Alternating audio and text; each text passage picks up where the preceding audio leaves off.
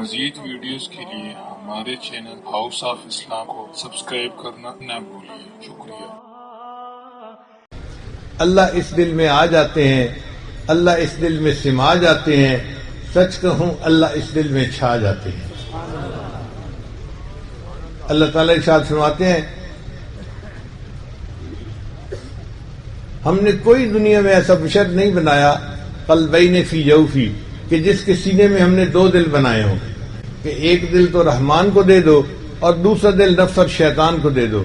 اللہ فرماتے ہیں نا نا نا، دل ایک ہے اور ایک ہی کے لیے ہے۔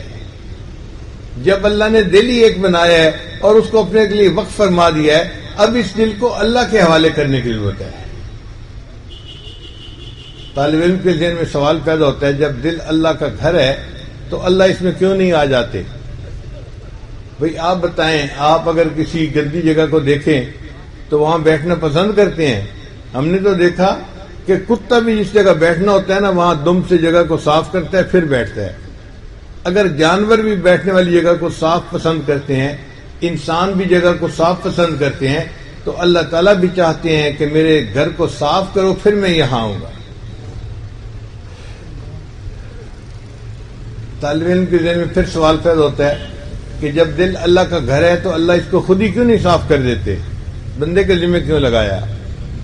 علماء نے اس کا جواب دیا کہ جب کسی کو گھر کرائے پر دیا جائے نا تو پھر اس کو صاف رکھنا مالک کی ذمہ داری نہیں ہوتی، کرایہ دار کی ذمہ داری ہوتی ہے۔ مالک پہلے ہی بتا دیتا ہے بھائی میرے گھر کو صاف رکھنا، استعمال کرنا ہے، تو اگر آپ نے گندا کر دیا میں اٹھا دوں گا آپ کو۔ تو جس طرح کرایہ دار کو گھر صاف رکھنا ضروری ہے، اللہ نے یہ دل کچھ وقت کے لیے ہمیں استعمال کے لیے دے دیا، اب اس کو صاف کرنا بھی ہماری ذمہ داری ہے۔ حدیث مبارکہ میں آتا ہے اگر کسی گھر میں یا کمرے میں کسی زندہ کی تصویر ہو، انسان کی، جانور کی، تو رحمت کا فرشتہ اس جگہ پہ داخل نہیں ہوتا۔ اب آپ سوچئے کہ اگر کسی زندہ کی تصویر ہے کسی کمرے میں، گھر میں، رحمت کا فرشتہ وہاں داخل نہیں ہو سکتا، اگر کسی کے دل میں کسی انسان کی تصویر چھپی ہوگی تو پھر اللہ کی رحمت اس دل میں آنا کیسے پسند کرے گی؟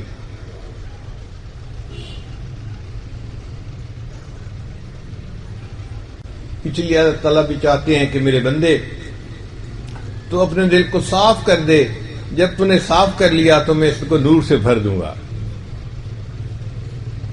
آپ کسی کے پاس دودھ لینے کے لیے جاتے ہیں مگر برتن میلا ہوتا ہے، گندا ہوتا ہے، تو دودھ دینے والا دودھ نہیں ڈالتا، وہ کہتا ہے بھئی برتن صاف لے کے آؤ۔ اگر گندے برتن کے اندر ایک بندہ دودھ ڈالنا پسند نہیں کرتا، اللہ تعالیٰ بھی گندے دلوں کے اندر اپنے نور کو ڈالنا پسند نہیں فرماتے۔ اللہ بھی کہتے ہیں میرے بندے برتن کو صاف کر دے پھر میں بھی اسے کو نور سے بھر دوں گا۔ اب اس برتن کو ہمیں صاف کرنا ہے، کیسے صاف کریں؟ اللہ کے ذکر سے۔ اللہ کے ذکر سے انسان کا دل صاف ہوتا ہے، دل کے اندر جو دنیا کی محبتیں ہوتی ہیں سب ختم ہو جاتی ہیں۔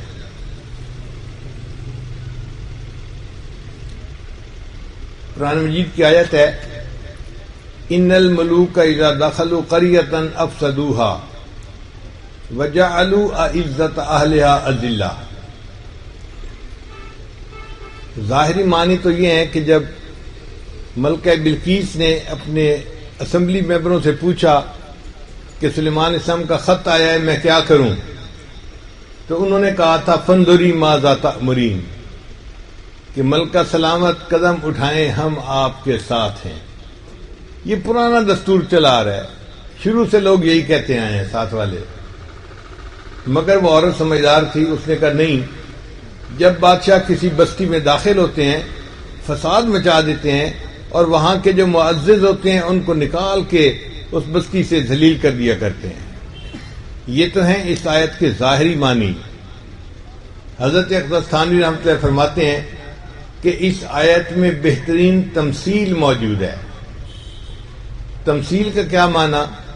کہ اگر ہم ملوک سے مراد مالک ملک اللہ کا نام لیں اور قریہ سے مراد دل کی بستی لے لیں پھر اس کے معنی یوں بنیں گے ان الملوک اذا دخلوا قریۃ، جب اللہ کا نام کسی انسان کے دل کی بستی میں داخل ہو جاتا ہے، افسدوها، انقلاب مچا دیتا ہے، وجعلوا عزت اہلها اذلہ، اور دنیا جو پہلے سے وہاں معزز ہوتی ہے اس کو ذلیل کر کے دل سے نکال دیا کرتا ہے۔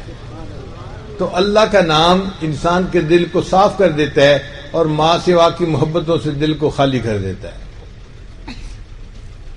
اسی طرح لا الہ الا اللہ کا جو ذکر کیا جاتا ہے یہ بھی اسی طرح ہے جیسے کوئی جھاڑو دے تو جگہ صاف ہو جاتی ہے۔ یہ لا الہ الا اللہ کا ذکر ایک جھاڑو کی مانند ہے جو انسان کے دل کو صاف کر دیتا ہے۔ ہم اپنے دل کو صاف کریں، پھر اللہ تعالی سے دعا مانگیں، ہر تمنا دل سے رخصت ہو گئی، اب تو آجا، اب تو خلوت ہو گئی۔